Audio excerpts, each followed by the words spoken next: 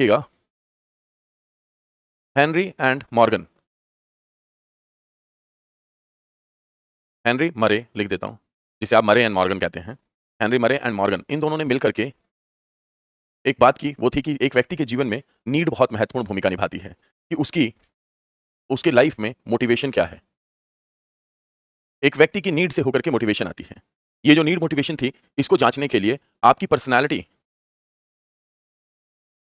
में प्रोजेक्शन को जोड़ा गया, और यही प्रोजेक्शन था जिसने कि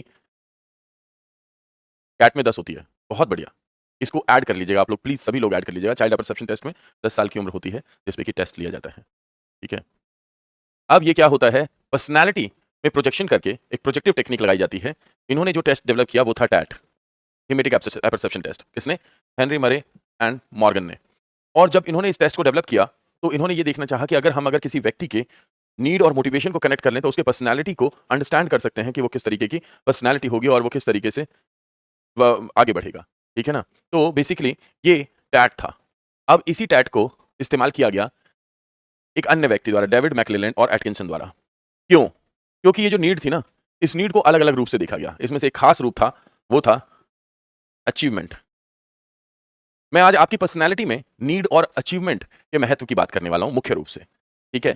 कि आपके जीवन में किसी चीज की नीड का क्या मूल्य होता है। What is a need? In simple words, what is a need?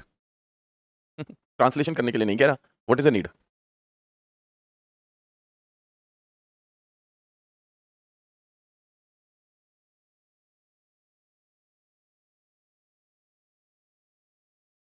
बताएं जी।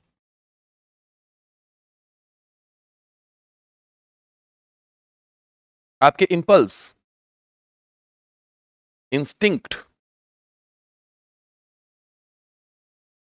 बायोलॉजिकल, बिहेवियरल, इमोशनल,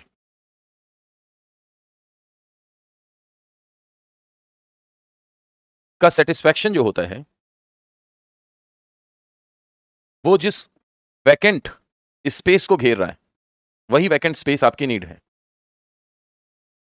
आपके बिहेवियर में, आपके बायोलॉजिकल बिहेवियर हो या फिर आपका फिजियोलॉजिकल बिहेवियर हो, इमोशनल बिहेवियर हो, उसमें जो इंपल्स या इंस्टिंक्ट होती है, वो जब सेटिस्फाई होती है तो सेटिस्फैक्शन एक जगह को घेर रहा होता है। वो जिस जगह को घेर रहा है वही खाली जगह क्या है? वो नीड है आपकी। यानी किसी की नीड फिजिकल हो सकती है और किसी की मेटाफिजिकल हो सकती है। ठीक है?